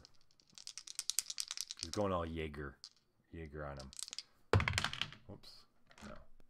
That wasn't what I wanted to roll anyway. Here we go. 18 plus tons of pluses. He definitely hits. Large screeching sound as the longsword rips through. Doing 7 plus 9 is 16 minus 5 is 11 points of damage. This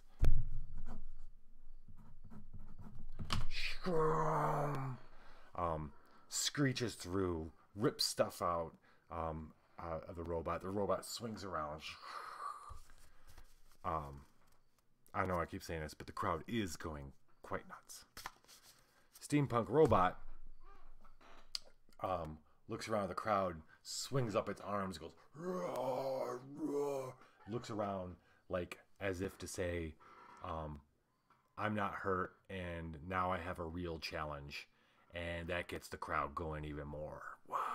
Roar, roar. The steampunk robot has a loop, kind of a it's going to attack twice, and then it's going to grandstand once. So we're going to follow that kind of, but it's going roar, roar. Crowd's going, getting ripped up. This is a pretty big first battle for this X-Crawl. Owlbear. He's going for the leg again. Mighty Deed. I screwed up. Well, he probably wouldn't hit anyway, but I didn't roll the die, the extra die, the warrior die for him last time. The D6. We're gonna roll that now though. Ooh. 13 plus 1 is 14 plus 5 is 19. He hits. He does hit with his with King Killer, doing 2 points of damage. 2 plus 1 is 3. 3 points of damage. Well, you know what? Every bit helps. All right. Untada. Untada moves 3. One more round. 1, 2, 3. 1, 2, 3. Nope. He can run and hit this round. Untada coming in and slamming on the robot with his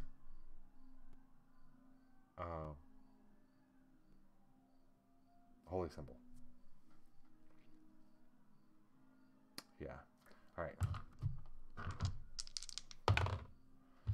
8.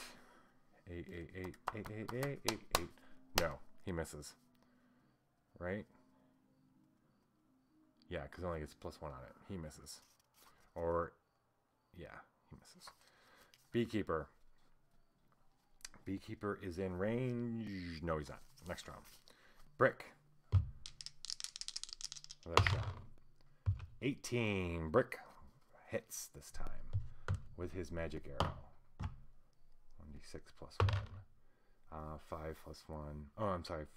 Plus 3. So it's 8 minus 5 is 3 points of damage. The arrow does find its way into the robot, but then appears back in its quarrel. Evocadoo. And swings.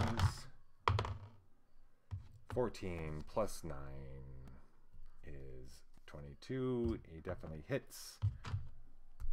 28. 3 plus 9 is 12. No. 3 plus 4 is 4. Plus 6 is 10. Minus 5 is 5. Crowd goes crazy as Ivakadu slices through the robot some more. The robot, now they're locked in battle. The robot swings at him with a mighty slam. 2. Ivakadu moves out of the way, and the robot slams into the stage. Slams its fist into the stage. You know what I meant. Owlbear. Come on, buddy. You're doing terrible. Terrible, Owlbear. Terrible. I think that's a 1d4. Your miss wildly but miraculously caused no other damage. Okay. I think that's what I was supposed to do. And he's wearing chainmail. I think actually. Let's play correctly. So fumbles are determined by your. He's got light armor, moderate armor. 1d12. All right, let's do that. I need a 1d12, kids. There we go. He rolled a 12. I think that's bad. You inadvertently swing at one randomly determined ally within range. Make an attack roll against the ally using the same attack die you just attempted to use. So the Untada is in range, and he hits Untada big time. All right. King Killer, who loves the idea that you just hit Untada because he's chaos. Oh, this is good. Oh, so there was already tension. There's been tension between Owlbear and Untada, and this might be it. Untada, what just happened? Oh, it's a 2. It's 5. Takes 7 points of damage as the King Killer hand axe bites into his arm.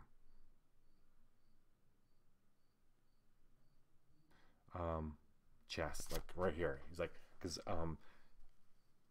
Owlbear stumbles and goes like this and just slices right into his chest, fracturing a rib. Untada gasps, steps back, looks at Owlbear with what could be hatred, if you'd expect something like that.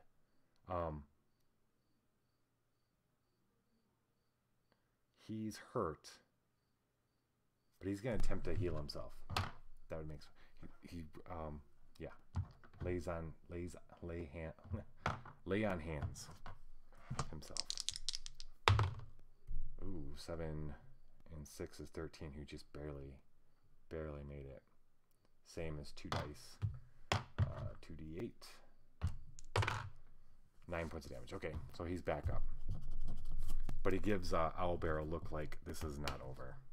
We will be talking. We'll be discussing this. Beekeeper is finally in the melee. His bee is with him. He's going to cast Strength and have his bee deliver it to Ivakadu. Little combo action here. Okay. Oh shit. You gotta see this. This is awesome. Look at that. That's great. Beekeeper has forgotten 3 spells now in one game. Moving on. Brick. Yes, hits again with his arrow.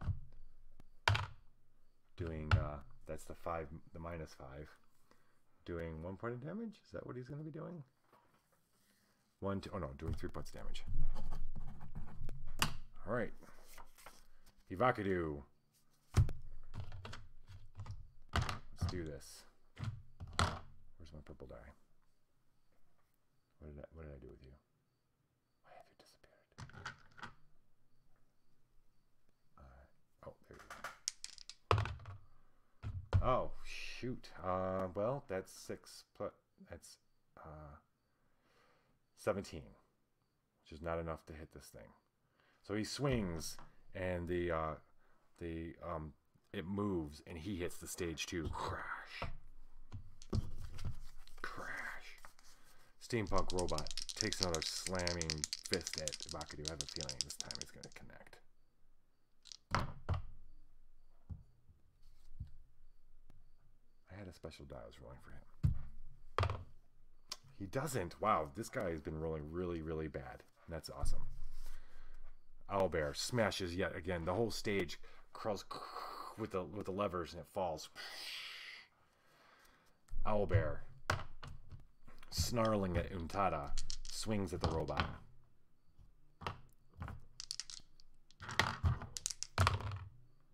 Ooh, hitting for sure.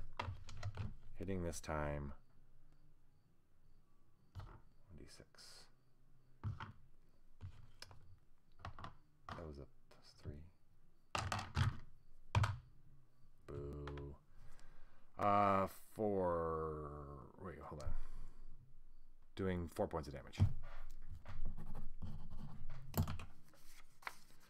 Untada swings with his divine symbol. And misses.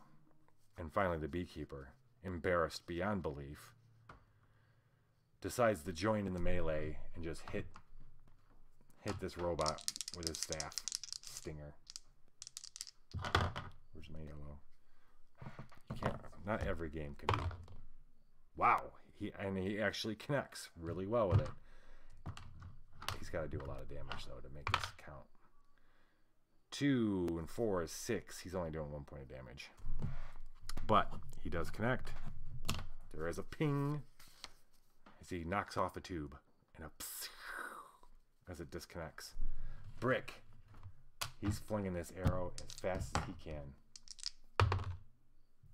14 and +4 is 18. He's going to spend a point of luck because he can to hit. And then 1d6. Boo. Boo. Yeah, he's not going to do any damage. He hits but does no damage. Ivakadu. Large, giant battle. Let's do this. Oh, he misses again. The robot throws up its arms and points at him, points at the crowd, like kind of has this to say he's lost all his mojo. Now I've got the mojo. He pumps his arms. Owlbear steadily is wood chopping. He's gonna try a mighty deed. He's gonna try to take this guy's leg out again. And it's not going to happen.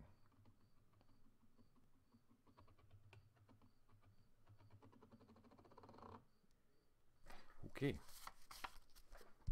Let's see. Untada, can you hit with your holy symbol? What is it? +1.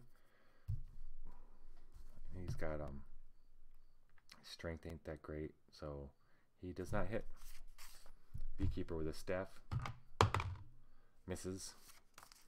Brick with his arrows.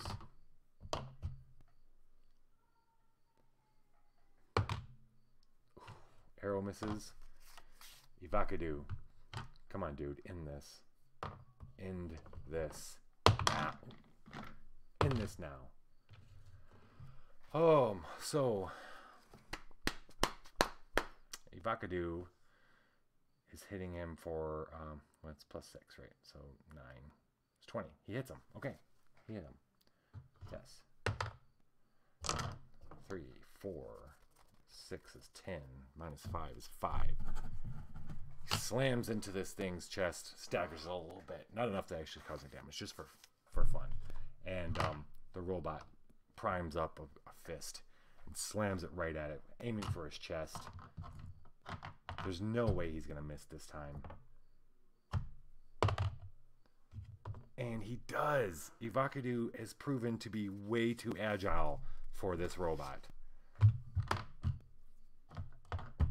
Owlbear, chopping, chop, chopping. Okay, he hits for sure. Keep doing 6 points of damage. And he didn't do his mighty deed. He rolled a 1. He was trying to chop this guy's, screw up his leg again. So it doesn't happen. but the robot is obviously hurting. Steam's coming out of places where weren't coming out before. Stuff's hanging. There's wires. There's sparks. It is not at top and nowhere near top condition anymore. In fact, it's only a matter of rounds. Untada, could he make the last hit? I don't think. No, I don't think he could. But he could definitely add to it, right? Let's try. Come on, holy symbol. Nope. Beekeeper. You know what? We got to roll for the bee. The bee's gonna try to take it. Nope. Brick. Who's gonna last? Who's gonna? Nope. I think this is a Vakadu's fight. I think he's gonna end this. Oh, he misses. He misses. The robot. There's no way he can miss this time. He does not. The robot slams its fist into Vakadu.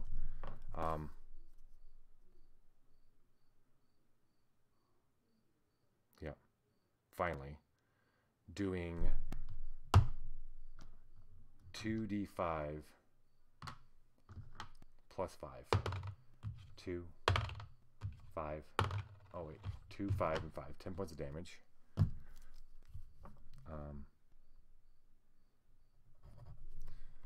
And knockback.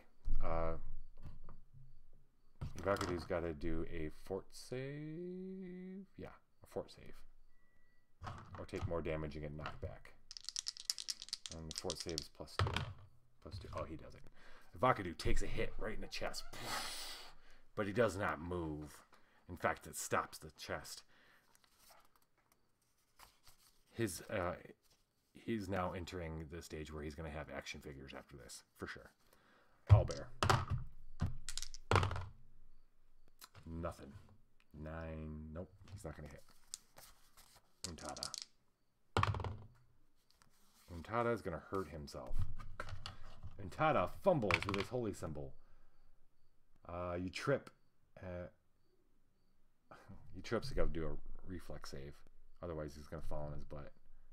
Reflex save +1. Okay. Okay. He does not fall on his butt, but he does trip. Beekeeper and his bee. Beekeeper hits with his staff and does 4 + 4 is 8. 5 points of damage. One more hit. The bee hits. The bee hits 1d6 + 1. The bee stings the robot, and it works just as well as it sounds. Brick, nothing. Alrighty, Vakadu, let's do this. End this now.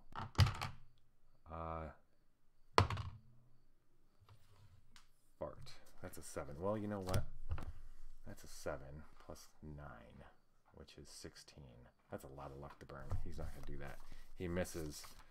The robot swings at him for 14, 19, which is going to hit. He's going to hit. He hits him again. Boom! 4, 9, 14 points of damage. 14, which is okay. Oops. He hit Vakadu hard. Vakadu needs to do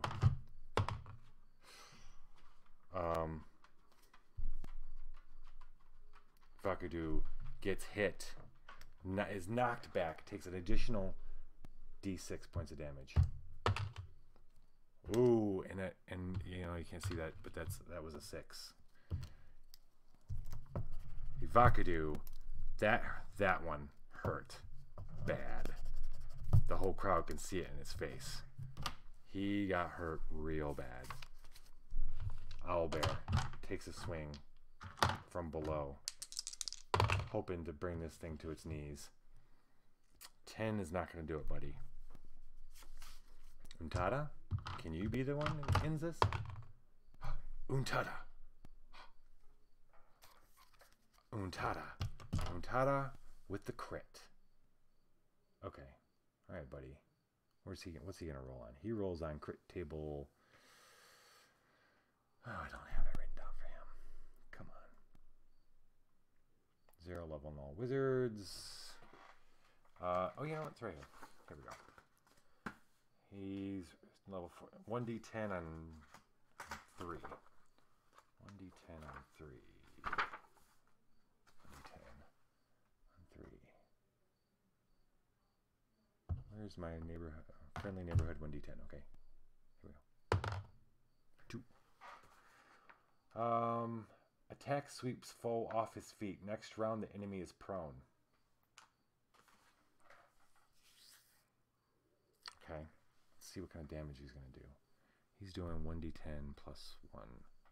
I'd say this is the last. I've been keeping track, but I think this would be the 7th round for his holy symbol.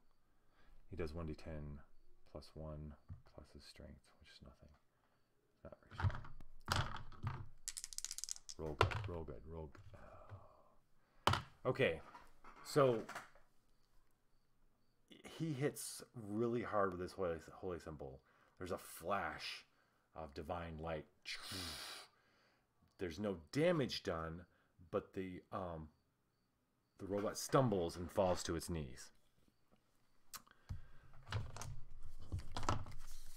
The beekeeper swings his staff. Rolls a 19, doing 3, 4, 7, 2 points of damage. All right. Every bit helps. Brick. Magic arrow flashes by. Ivakadu, hurting, hurting, but knowing that this is his moment. He wades back in and swings to execute. He does an execution move.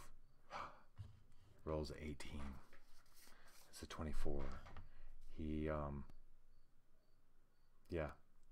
24.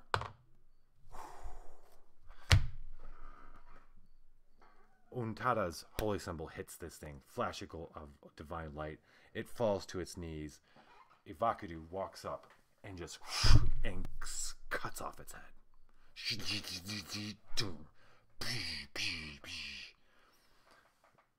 Alarms go, not alarms, the sirens go off.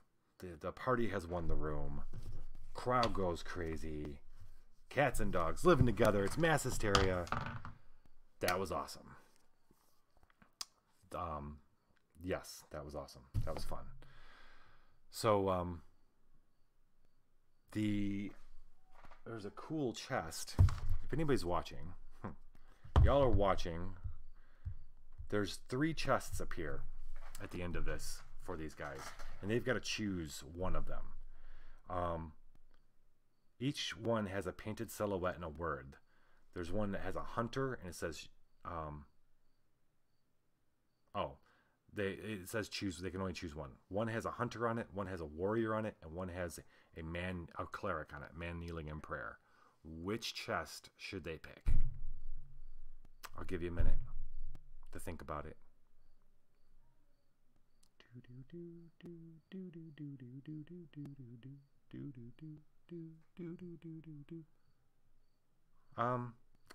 I'm thinking, you know what? Okay, fine. We're gonna do this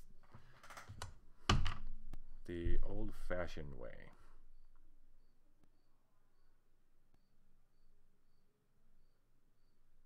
We're gonna the hunter one's kind of lame. It's like, actually,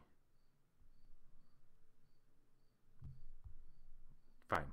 We are going to pick the kneeling man in the chest.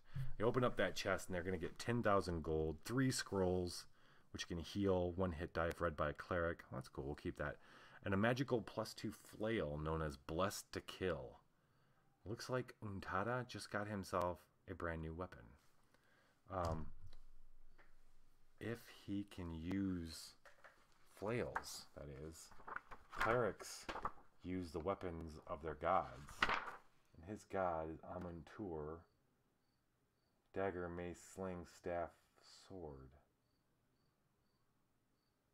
All right, so he's going to take it. He's going to need to learn. I got to look that up because I think he can learn how to use it. Yeah. Because that's a pretty cool weapon. So I'll check that out. All right. That was cool. Thank you guys for joining. Next week, I'm not sure. Well, we're going to do another encounter in this, and check out Fridays. Fridays, I run a campaign, different characters. Right now, they're in the middle of the Dungeon Crawl Classics. I'm gonna pull this up. The one who watches from below. Oh, let's do this. Boom. It's pretty awesome. Next week will be the should be the final episode of that adventure, and who knows where they're gonna go from there on out. This has been the Lich. It's been awesome. I'll catch you next weekend. Viva la Dungeon!